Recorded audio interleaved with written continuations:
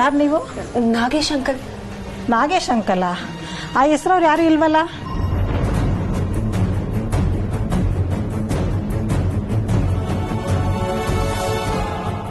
ನೋಡಿ, ನಮ್ಮ ಹತ್ರ ಇವೆಲ್ಲ ನಡೆಯಲ್ಲ. ನಮ್ಗೆ ಚೆನ್ನಾಗ್ ಗೊತ್ತು ಇದು ಅವ್ರ ಮನೆ ಅಂತ. ನಾವಿಲ್ಲಿ ತುಂಬಾ ಸಲ ಬಂದಿದೀವಿ. ಅವ್ರನ್ನ ಸ್ವಲ್ಪ ಕರೀರಿ, ನಾವು ಅವ್ರ ಹತ್ರನೇ ಮಾತಾಡ್ಬೇಕು.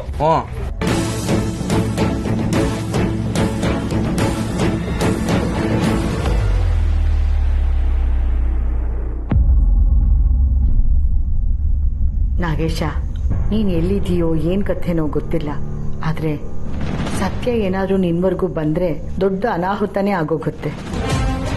ಅವಳು ನಿನ್ನನ್ನು ಹುಡ್ಕೋಕ್ ಮುಂಚೆ ನಾನ್ ನಿನ್ ಜೊತೆ ಮಾತಾಡ್ಬೇಕು. ಯಾವ ಕಾರಣಕ್ಕೂ ನಿನ್ನಿಂದ ಯಾವ ವಿಷಯನೂ ಸತ್ಯಂಗ್ ಗೊತ್ತಾಗ್ಬಾರ್ದು.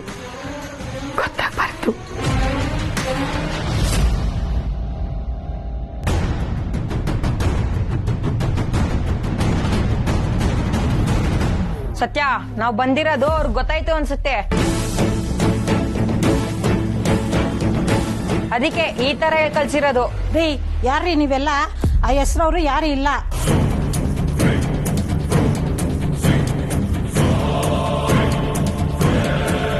ನಮ್ಮ ಯಜಮಾನ್ರು ಸ್ಕೂಲ್ ಟೀಚರು, ಅವ್ರ ಹೆಸರು ರಮೇಶ್ ಅಂತ.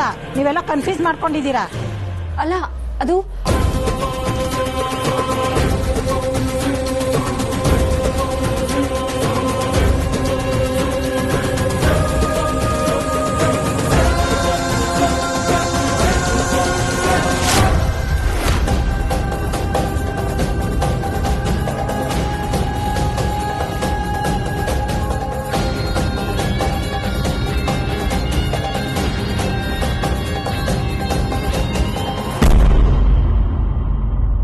ಅವರು ಎತ್ತರಕ್ಕಿದ್ರು. ನೆನ್ಪು ಮಾಡ್ಕೊಳ್ಳಿ.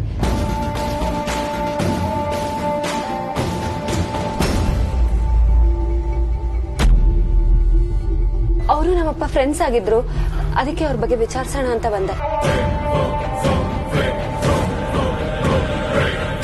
ಆ ಥರದವ್ರು ಯಾರು ಇಲ್ಲಮ್ಮ ಇಲ್ಲಿ. ನೀವ್ ಹೋಗ್ಬೇಕಂದ್ರೆ ಯಾರನ್ನಾದ್ರೂ ನೋಡಿದ್ರ? ನನಗ್ ನೋಡಿದ್ ನೆನಪಿಲ್ಲ.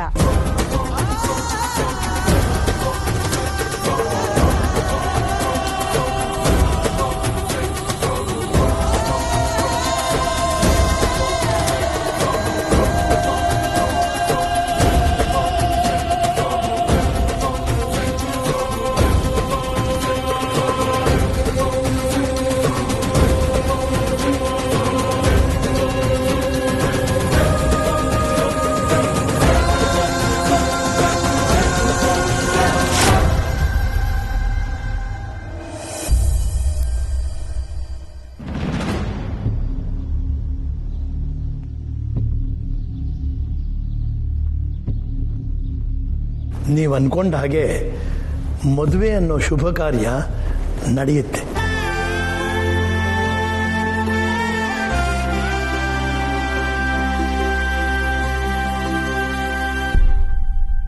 ಈ ಮನೆಯಲ್ಲಿ ಮುಂದೆ ನಡೆಯೋ ಮೊದಲನೇ ಶುಭ ಕಾರ್ಯ ನಿಮ್ಮ ಮಗನ ಮದುವೆ ಅಲ್ಲ.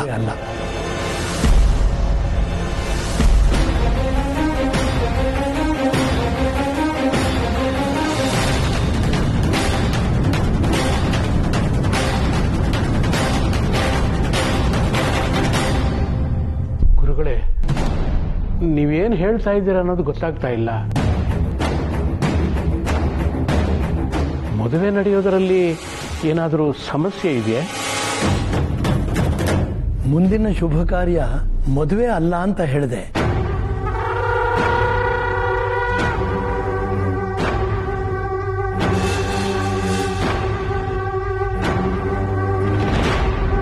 ಆದರೆ ಸಮಸ್ಯೆ ಇದೆ ಅಂತ ಎಲ್ಲಿ ಹೇಳಿದೆ? ಇದರಲ್ಲಿ ಯಾರು ಏನು ಚಿಂತೆ ಮಾಡಬೇಕಾಗಿಲ್ಲ.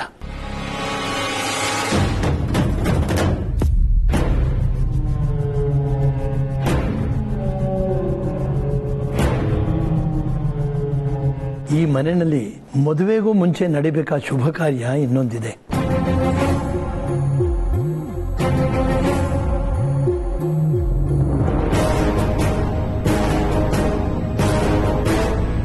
ಮದುವೆಗೂ ಮುಂಚೆ ಒಳ್ಳೆಯದಾಗಲಿ ಅಂತ ಸಂಕಲ್ಪ ಮಾಡಿಕೊಂಡು ಒಂದು ಕಲ್ಯಾಣೋತ್ಸವ ಮಾಡಿಸ್ಬೇಕು.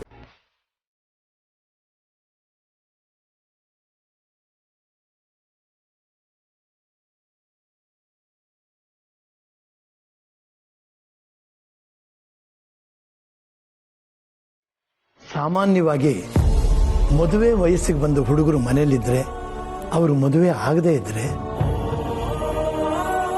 ಮದುವೆ ಮಾಡೋಕ್ಕೆ ಏನಾದರೂ ಅಡಚಣೆಗಳು ಬಂದರೆ ಶ್ರೀನಿವಾಸ ಕಲ್ಯಾಣೋತ್ಸವ ಮಾಡಿಸೋದು ಒಳ್ಳೆಯದು.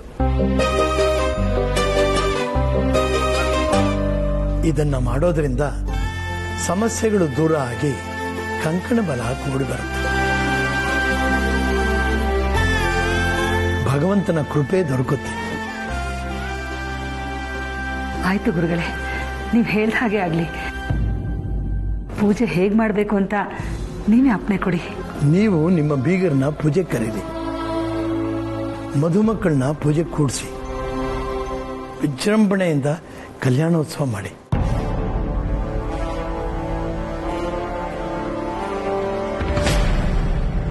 ಆದರೆ ಇದನ್ನ ಆದಷ್ಟು ಬೇಗ ಮಾಡಿ.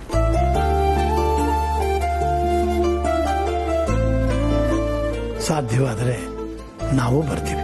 ಅಯ್ಯಯ್ಯೋ, ಸಾಧ್ಯವಾದರೆ ಅಂತ ಹೇಳಬೇಡಿ ಗುರುಗಳೇ. ನೀವೇ ಬಂದು ಮುಂದೆ ನಿಂತು ಈ ಕಾರ್ಯವನ್ನು ನಡೆಸ್ಕೊಡ್ಬೇಕು. ಆಯ್ತು, ಆ ದೈವ ಸಂಕಲ್ಪ ಪ್ರಯತ್ನ ಮಾಡ್ತೀನಿ. ಎಲ್ಲ ಒಳ್ಳೇದಾಗ್ಲಿ.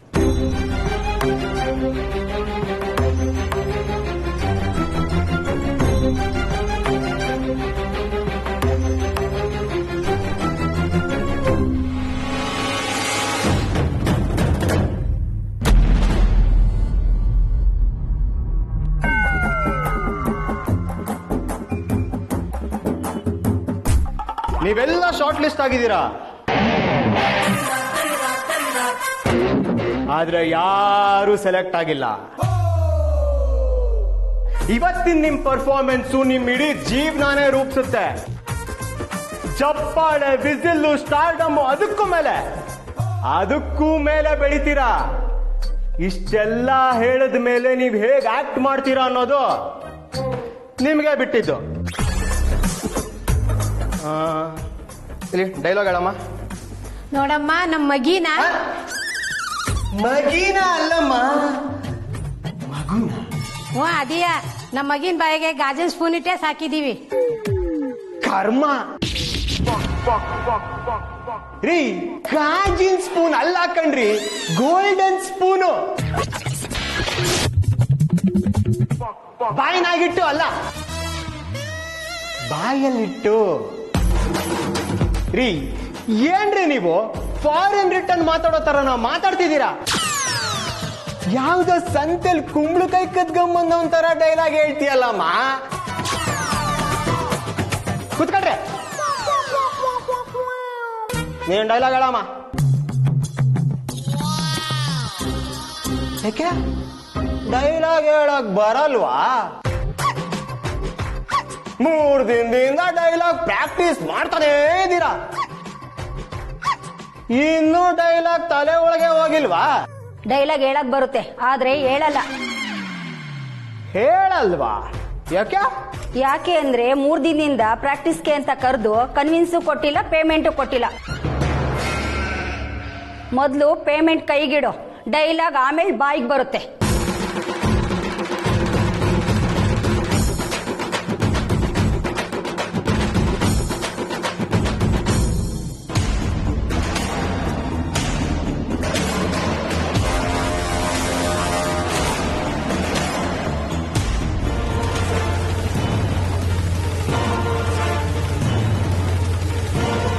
ಓ, 15 ವರ್ಷದ ಹಿಂದೆ ಇದ್ರಲ್ಲ, ಅವ್ರನ್ನ ಹುಡಿಕೊಂಡ್ ಬಂದಿದ್ದೀರಾ?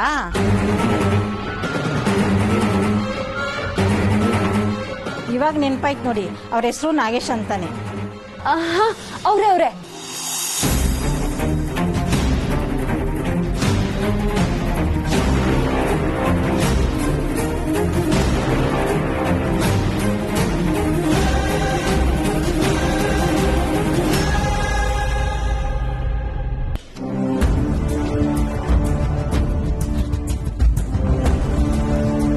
ಹೀಗೆಲ್ಲ ಮಾಡ್ತಾರೆ. ಅವ್ರ ಮನೆ ಖಾಲಿ ಮಾಡದ್ಮೇಲೆ ನಾವು ಬಂದಿರೋದು.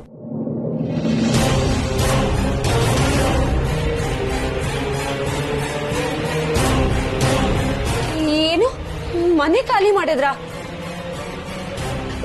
ಈಗ ಅವ್ರು ಎಲ್ಲಿರ್ಬೋದು? ನಿಮ್ಗಾಗ್ಲಿ ನಿಮ್ ಯಜಮಾನ್ರಿಗಾಗ್ಲಿ ಏನಾದ್ರೂ ಗೊತ್ತಿದ್ಯಾ? ಇಲ್ಲಮ್ಮ, ನಮ್ಗೇನು ಗೊತ್ತಿಲ್ಲ.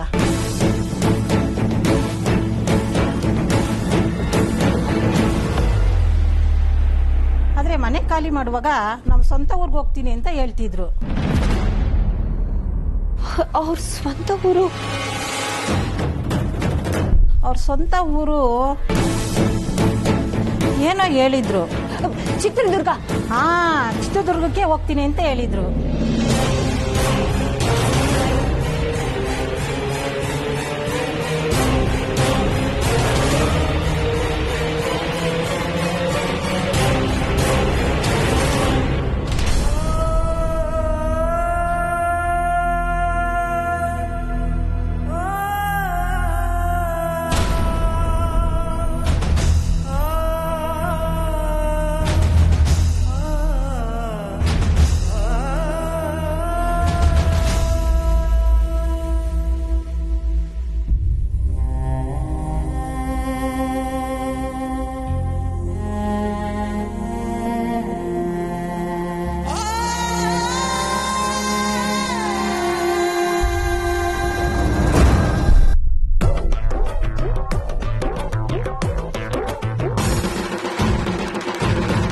ಯಾವ್ದೇ ಶೂಟಿಂಗ್ ಹೋದ್ರೂ ಊಟ ತಿಂಡಿ ಇರುತ್ತೆ, ಆದ್ರೆ ಇಲ್ಲಿ ಯಾವ್ದೂ ಇಲ್ಲ.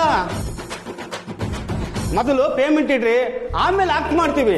ರೇ ಸ್ವಾಮಿ, ಜೂನಿಯರ್ ಆರ್ಟಿಸ್ಟ್ ಆಗಿ ಹೋಗಿದ್ದಿದ್ರೆ 100-200 ಸಿಗ್ತಾಯ್ತು. ಇಲ್ಲ, ಅದು ಇಲ್ಲ. ಮೊದ್ಲು ಪೇಮೆಂಟ್ ಇಡ್ರಿ, ಆಮೇಲೆ ಆಕ್ಟ್ ಮಾಡ. ಸಾಕು ಸುಮ್ನಿರ್ರಿ. ದಿನ ಪೇಮೆಂಟ್ ಕೊಡಕ್ ಇದೇನ್ ಸೀರಿಯಲ್ ಅಲ್ಲ, ಡ್ರಾಮಾನೂ ಅಲ್ಲ. ಇಲ್ಲಿ ನೀವು ಸ್ಟೇಜ್ ಮೇಲೆ ಆಕ್ಟ್ ಮಾಡಲ್ಲ, ಕ್ಯಾಮ್ರಾ ಮುಂದೆನೂ ಆಕ್ಟ್ ಮಾಡಲ್ಲ. ಇದೆಲ್ಲ ನಡೆಯೋದು ರಿಯಲ್ ಲೈಫ್ ಅಲ್ಲಿ. ಇಲ್ಲೇನಾದ್ರೂ ಸ್ವಲ್ಪ ಹೆಚ್ಚು ಕಡಿಮೆ ಆದ್ರೂ ನಿಂತೋಗೋದು ಶೋ ಅಲ್ಲ, ಜೀವನ. ಅದಕ್ಕೆ ಸರಿಯಾಗಿ ರಿಹರ್ಸಲ್ ಮಾಡಿ, ಆಮೇಲೆ ನಿಮ್ಗೆ ಎಷ್ಟು ಪೇಮೆಂಟ್ ಬೇಕೋ ಅಷ್ಟು ಕೊಡಿಸ್ತೀನಿ. ಅದೆಲ್ಲ ಆಗಲ್ಲ. ಮೊದ್ಲು ದುಡ್ಡು ಕೊಡು, ಆಮೇಲೆ ಕೆಲಸ ತಗೋ. ನಿನ್ನ ನೋಡ್ತಾ ಇದ್ರೆ ಬಿಲ್ಡಪ್ ಕೊಟ್ಟು ಬಿಟ್ಟಿ ಕೆಲಸ ಮಾಡಿಸ್ಕೊಳ್ತಾ ಇದ್ಯಾ? ಮೊದ್ಲು ಪೇಮೆಂಟ್ ಕೊಡು, ಆಮೇಲೆ ಕೆಲಸ ತಗೋ. ಯಾರ ಬಗ್ಗೆ ಮಾತಾಡ್ತಾ ಇದೀಯಾ? ಅಷ್ಟಕ್ಕೂ ಇದನ್ನ ಯಾರೋ ಗತಿ ಇಲ್ದೇ ಇರೋರು ಮಾಡ್ತಿರೋದಲ್ಲ. ಇದಕ್ಕೆ ಸ್ಪಾನ್ಸರ್ ಇದ್ದಾರೆ, ಅಲ್ಲ ಪ್ರೊಡ್ಯೂಸರ್ ಇದ್ದಾರೆ. ಈಗೇನ್ ನಿಮ್ ಪೇಮೆಂಟ್ ಅಷ್ಟೇ ತಾನೆ, ಚಿಟ್ಕೆ ಹೊಡಿಯೋ ಅಷ್ಟ್ರಲ್ಲಿ ರೆಡಿ ಮಾಡ್ತೀನಿ. ಚಿಟ್ಕೆ ಹೊಡಿತಾ ಇರಿ.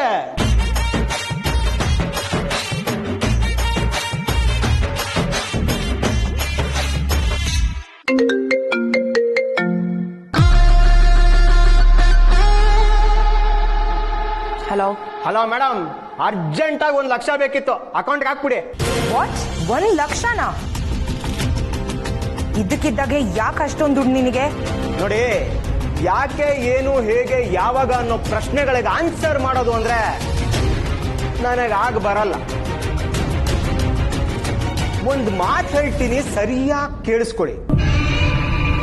ಎಕ್ಸಾಮ್ ಹಾಲಲ್ಲಿ ಕ್ವಶನ್ ಪೇಪರ್ ಕೊಟ್ಟಾಗ ಅದ್ರಲ್ಲಿ ಬರೀ ಪ್ರಶ್ನೆಗಳೇ ಇದ್ದಿದ್ದಕ್ಕೆ ಅದಕ್ಕೆ ಆನ್ಸರ್ ಮಾಡದೆ ಕ್ವಶನ್ ಪೇಪರ್ನೇ ವಾಪಸ್ ಕೊಟ್ಟು ಬಂದ ಮಗ ನಾನು. ಅಂತದ್ರಲ್ಲಿ ನೀವು ಕ್ವಶನ್ ಮಾಡಿದ್ರೆ ನಾನು ಆನ್ಸರ್ ಮಾಡ್ಬೇಕಾ? ಅರ್ಜೆಂಟಾಗಿ ಕಾಸು ಬೇಕು ಅಂದ್ರೆ ಬೇಕು ಅಷ್ಟೇ. ಪ್ಲಾನ್ ವರ್ಕೌಟ್ ಆಗಬೇಕು ಅಂದ್ರೆ ಪೇಮೆಂಟ್ ಟೈಮ್ಗೆ ಆಗ್ಲೇಬೇಕು. ನೋಡ್ಬಾಲ, ಮೊದ್ಲೇ ತಲೆ ಕೆಟ್ಟು ಹೋಗೋಷ್ಟು ಟೆನ್ಷನ್ ಇದೆ ನನಗೆ. ಇದ್ರ ಮಧ್ಯೆ ನೀನ್ ಬೇರೆ ತಲೆ ತಿನ್ಬೇಡ. ಹಲೋ ಅಕ್ಕ, ನಾನೇನ್ ತಲೆ ತಿಂತಿಲ್ವಲ್ಲ. ನಿಮ್ಮ ಅನುಕೂಲಕ್ಕೆ ನಿಮ್ ಕೆಲಸ ಮಾಡ್ತಿದ್ದೀನಿ ನಾನು. ಬೇಡ ಅಂದ್ರೆ ಹೇಳಿ, ಬಿಟ್ಟಾಕ್ಬಿಡ್ತೀನಿ. ಬಾಲೋ, ಆಲ್ ರೈಟ್, 1 ಲಕ್ಷ ತಾನೆ, ಟ್ರಾನ್ಸ್ಫರ್ ಮಾಡ್ತೀನಿ. ಆದ್ರೆ ಅದಕ್ಕಿಂತ ಇಂಪಾರ್ಟೆಂಟ್ ವಿಷಯ ಇನ್ನೊಂದಿದೆ. ಮೊದ್ಲು ಮನಿ ಮ್ಯಾಟ್ರು, ಆಮೇಲೆ ಬೇರೆ ಮ್ಯಾಟ್ರು. ಮೊದ್ಲು ನೀವು ದುಡ್ಡನ್ನ ಅಕೌಂಟ್ ಟ್ರಾನ್ಸ್ಫರ್ ಮಾಡಿ, ನನಗೆ ಬೇಜಾನ್ ಕೆಲಸ ಇದೆ. ಅದನ್ನೆಲ್ಲ ಮುಗಿಸ್ಕೊಂಡು ನಿಮ್ ಗೋಳ್ ಕೇಳಕ್ಕೆ ನಾನೇ ಕಾಲ್ ಮಾಡ್ತೀನಿ.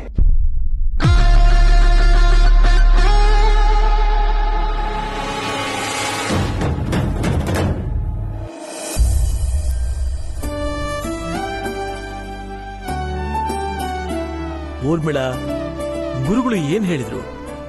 ಅದೇ ರೀ, ಆದಷ್ಟು ಬೇಗ ಕಲ್ಯಾಣೋತ್ಸವ ಮುಗಿಸ್ಬಿಡ್ಬೇಕು. ಕಲ್ಯಾಣೋತ್ಸವ ಮುಗಿತಿದ್ದ ಹಾಗೆ ಮದುವೆ ಡೇಟ್ ಫಿಕ್ಸ್ ಮಾಡ್ಬೇಕಂತೆ. ಅದಕ್ಕೆ ಭಾವ ಇನ್ 2 ದಿವಸದಲ್ಲೇ ಕಲ್ಯಾಣೋತ್ಸವ ಮಾಡ್ಬಿಡೋಣ ಅಂತ ಹೇಳ್ತಿದ್ದಾರೆ. ಒಳ್ಳೇದೇ ಆಯ್ತಲ್ಲ. ಶುಭಶ್ಯ ಶೀಘ್ರಂ ಹೇಳ್ತಾರಲ್ಲ, ಶೀಘ್ರಮೇವ ಕಲ್ಯಾಣ ಪ್ರಾಪ್ತಿರಸ್ತು ಅಲ್ವಾ ಕಾರ್ತಿಕ್?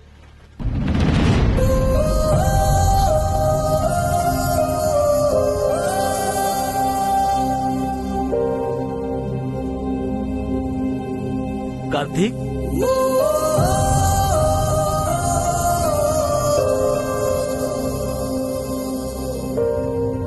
ಹಾ ಚಿಕ್ಕಪ್ಪ. ಏನ್ ಒಳ್ಳೇದಾಯ್ತೋ ಏನೋ. ನಾಳೆ ನಾಡದ್ರಲ್ಲಿ ಪೂಜೆ ಇದೆ ಅಂದ್ರೆ ಎಷ್ಟು ಕೆಲಸ ಬಾಕಿ ಇದೆ ಗೊತ್ತಾ? ಕೈ ಕಾಲೇ ಓಡ್ತಾ ಇಲ್ಲ, ಅಷ್ಟು ಜವಾಬ್ದಾರಿ ಇರುತ್ತೆ. ಅಲ್ಲ, ಶ್ರೀನಿವಾಸ ಕಲ್ಯಾಣ ಪೂಜೆ ಅಂದ್ರೆ ಅದೇನು ಚಿಕ್ಕ ಪೂಜೆನಾ? ಬಾ, ಎಷ್ಟು ಕೆಲಸ ಬಾಕಿ ಇದೆ ಗೊತ್ತಾ? ಮಾಡೋಣ ಬಿಡು ಊರ್ಮಿಳ. ಎಲ್ಲ ಕೆಲಸಗಳನ್ನು ಒಂದ್ ಲಿಸ್ಟ್ ಮಾಡು. ಮನೇಲಿರೋ ಪ್ರತಿಯೊಬ್ಬರಿಗೂ ಒಂದೊಂದು ಕೆಲಸ ವಹಿಸಿದ್ರಾಯ್ತು. ಅಂದ್ಹಾಗೆ ಬೀಗ್ರ ಮನೆಯವರಿಗೆ ಹೇಳಿದಿರಲ್ವಾ? ಹಾ, ಅಕ್ಕ ಕಾಲ್ ಮಾಡ್ತೀನಿ ಅಂತ ಹೇಳಿದಾಳೆ. ಸರಿ, ಹಾಗಾದ್ರೆ ನಾನು ದೇವಸ್ಥಾನದಲ್ಲಿ ವಿಚಾರಿಸ್ತೀನಿ. ಕಲ್ಯಾಣೋತ್ಸವಕ್ಕೆ ಏನೇನ್ ಬೇಕೋ ಅದನ್ನ ಕಾರ್ತಿಕ್, ಕೀರ್ತನ, ಸುಹಾಸ್ ನೀವು 3 ಜನ ಸೇರಿ ಅದಕ್ಕೆ ಏನ್ ಬೇಕು ವ್ಯವಸ್ಥೆ ನೀವು ಮಾಡ್ಕೊಳ್ಳಿ.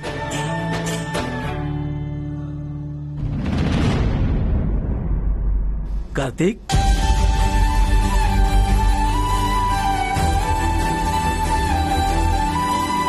ಏ ಕಾರ್ತಿಕ್. ಸರಿ ಚಿಕ್ಕಪ್ಪ.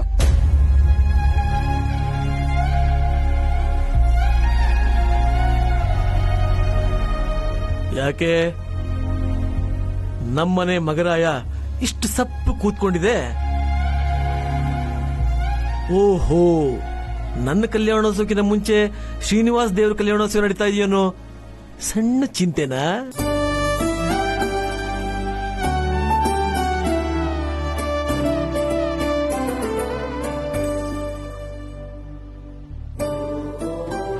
ಹಾಗೇನಿಲ್ಲ ಚಿಕ್ಕಪ್ಪ.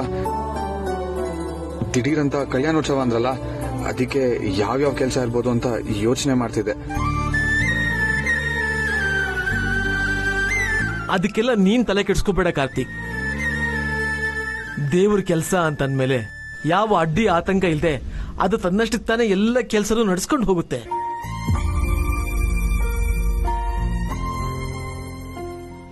ನೋಡು, ನೀನ್ ದಿವ್ಯನಿಗೆ ಈಗಲೇ ಕಾಲ್ ಮಾಡಿ ಪರ್ಸನಲ್ ಆಗಿ ನೀನೇ ಇನ್ವೈಟ್ ಮಾಡು. ಅದು ನಿನ್ ಜವಾಬ್ದಾರಿ.